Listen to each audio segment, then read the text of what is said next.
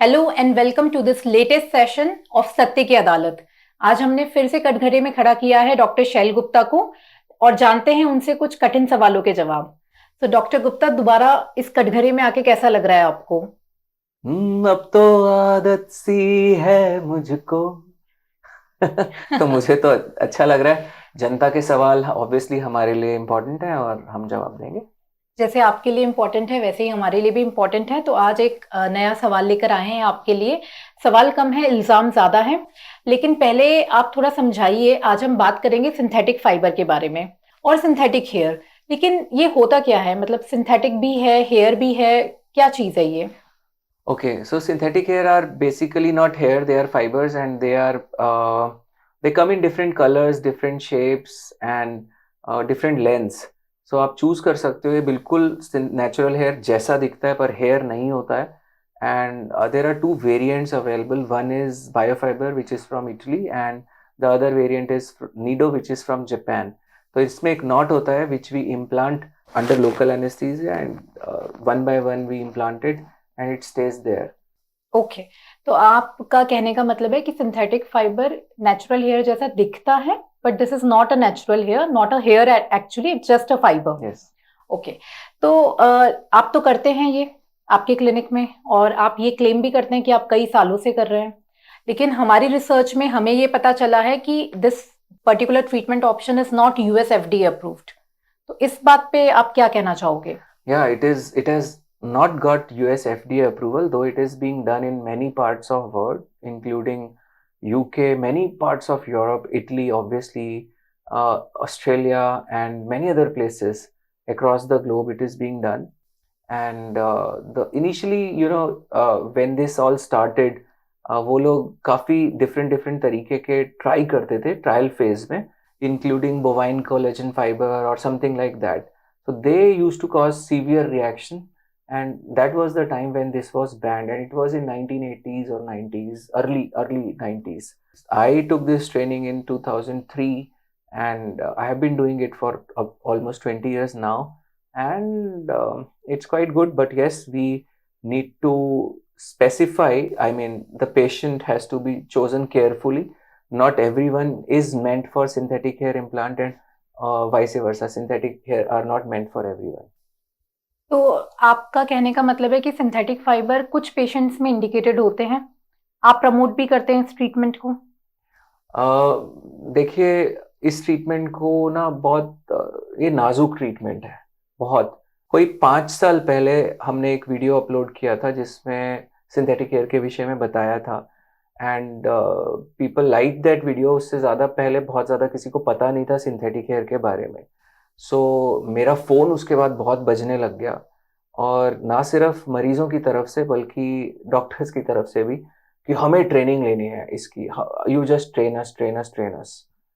सो उससे पहले ये कंपनीज की जो पॉलिसी थे वो बहुत ज़्यादा लिबरल नहीं थे, because we know it is something difficult to handle, और ओवर प्रोमिसेस या fake commitments can really hit you hard as a patient.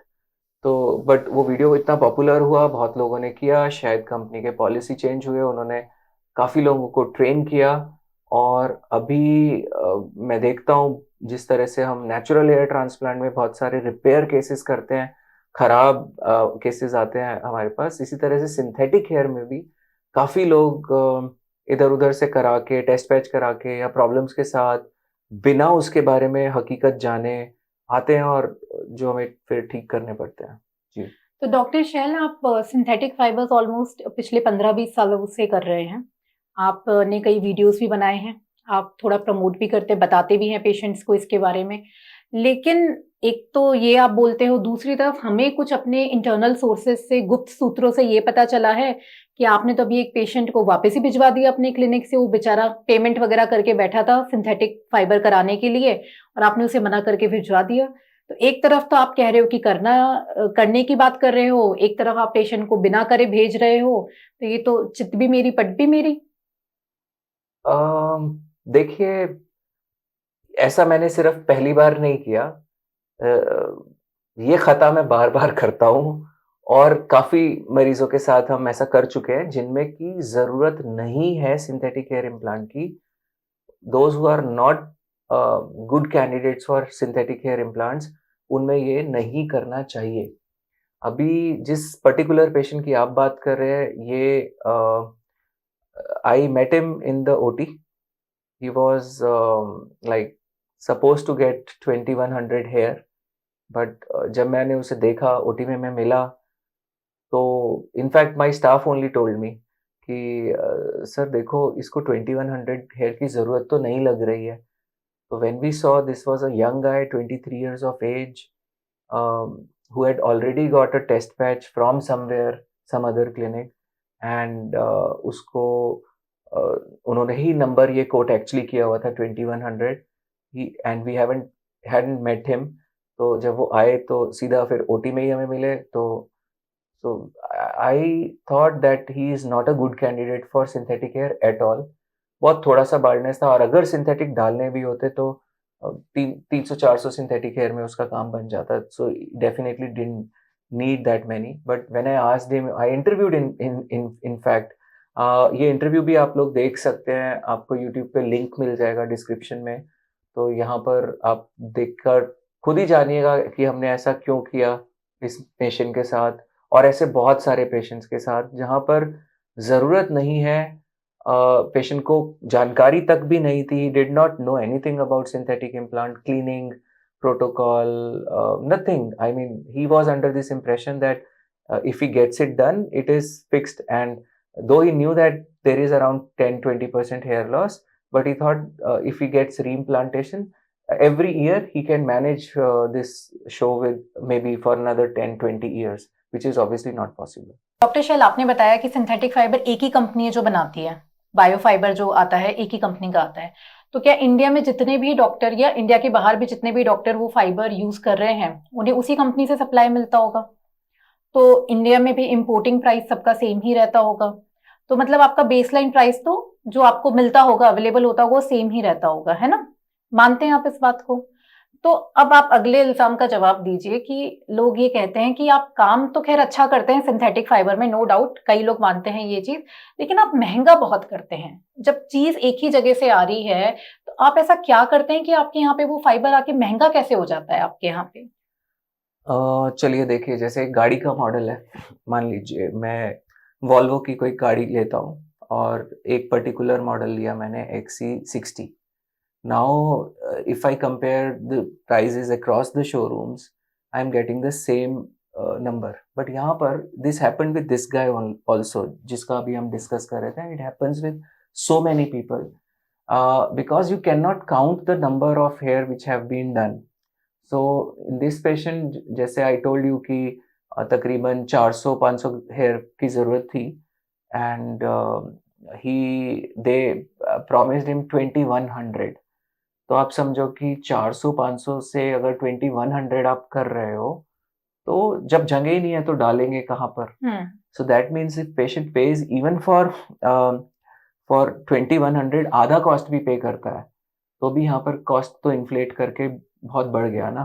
तो आप ये कहना चाहते हैं कि अगर अपेरेंटली किसी को लग रहा है कि आपके यहाँ पे कुछ चार्जेस ज्यादा हैं, लेकिन लॉन्ग रन में या टोटल फाइबर्स को जब वो काउंट करके देखेगा, तो पर फाइबर कॉस्ट शायद आपके यहाँ पे थोड़ा कम ही आएगा. हाँ, एक तो ये पर फाइबर कॉस्ट रहेगा. दूसरा, longevity of the the procedure, मतलब कितना इसको सस्टेन कर पाते हैं, that needs special care. And most of the times I see कि उन्हें कोई दवाई वगैरह कुछ भी नहीं बताया हुआ है, सिंथेटिक हेयर इम्प्लांट कर दिया है, and obviously these hair are not going to last. And it is a very sensitive issue. Synthetic hair is not something कि लाइक नेचुरल की आप कराओ और चलो. भूल तो नेचुरल में भी नहीं जा सकते आप, पर सिंथेटिक हेयर तो फिर भी काफ़ी ट्रिकी रहता है, तो वो देखना चाहिए. इन्फेक्शंस हो सकते हैं, एग्जिस्टिंग हेयर का लॉस हो सकता है.